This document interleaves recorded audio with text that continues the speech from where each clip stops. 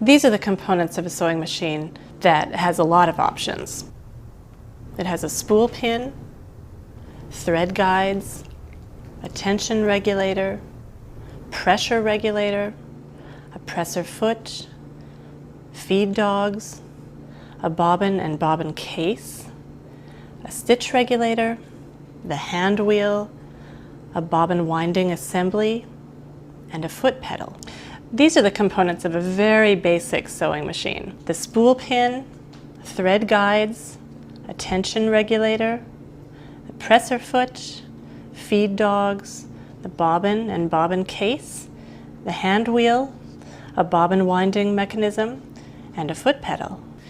Stitching with a sewing machine is a little different from hand stitching because a sewing machine requires a spool of thread on the top as well as a bobbin of thread that comes from underneath. And the stitches are formed, instead of just going over and under your fabric, the stitches are formed by those two threads traveling next to each other, and then with each stitch, the two threads twist around each other. And so you get this intertwining two threads in order to form your stitches. So one of the first things to do when you go to thread your sewing machine is to actually thread your bobbin. And every sewing machine will have bobbins that are specific to that sewing machine. So be sure that you get the right bobbin, because bobbins come a lot of different sizes, and an incorrect bobbin will not allow you to sew properly. So the first thing to wind a bobbin is I'll put my spool of thread onto the spool pin. Every machine will be a little bit different, but you'll have a series of steps to take to hold the thread tension relatively tight while the bobbin is threaded so that it threads evenly. And then you'll thread the bobbin itself. My bobbin has a little hole that I go through in order to attach the thread and get it started.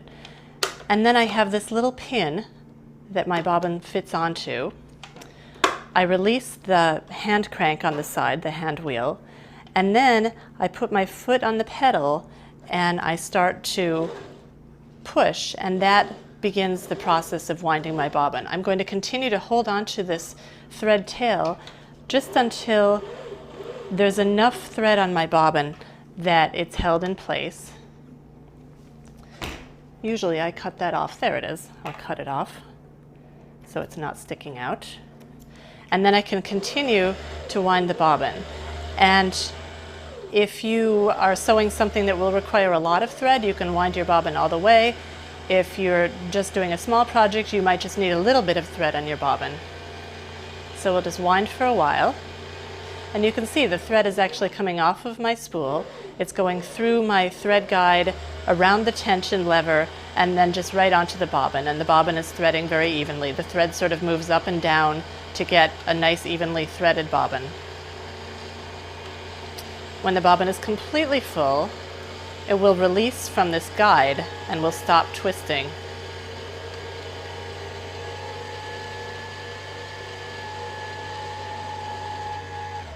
There we go.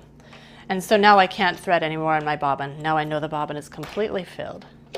So I can release it, cut the thread, and now I'm ready to thread the machine and then thread the bobbin itself.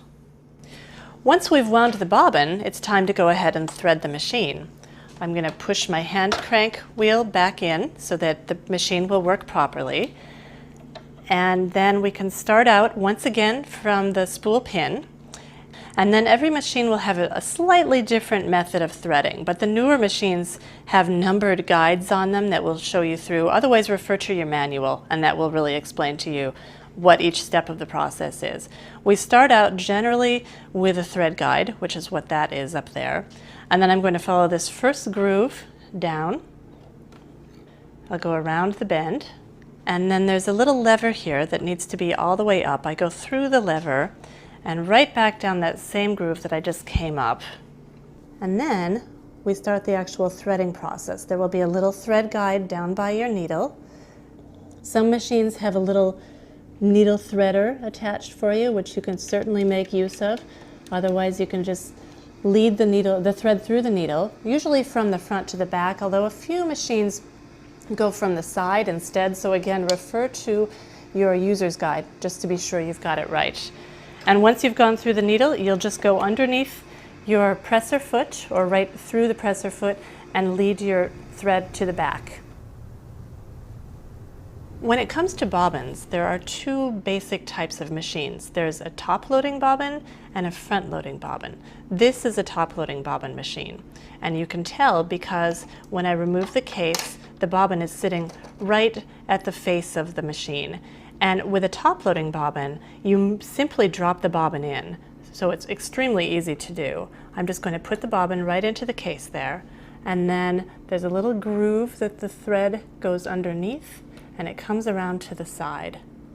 Now, before I put the cover back on, what I like to do is grab that thread from the top of the machine, and with my crank wheel, I'll bring it down towards me one time. The needle takes one stitch, essentially, and you can see that the bobbin thread has now made a little loop that's coming right up from the foot plate there.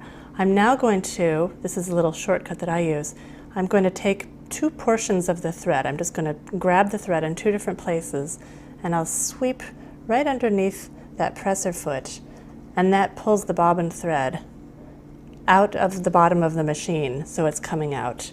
Now I can put the cover back on, and I'm all ready to sew.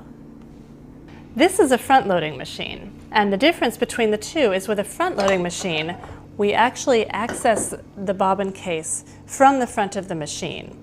And with a front-loading machine, instead of just dropping the bobbin in, we need to remove the bobbin case from the machine in order to thread it. So we drop the bobbin into the case, then it goes in between the levers and around the thread guide, and then we can drop the bobbin case right back into the machine, like that. And there we go. And then we'll do the same thing that we did with the top-loading machine. Grab hold of the top thread, bring the wheel once around so we make a stitch, and we have that little loop of thread from the bobbin. And then again, I will sweep the loop with my top thread to bring the bobbin thread up through the foot plate on the top of the machine. Now we can close it up and we're ready to stitch.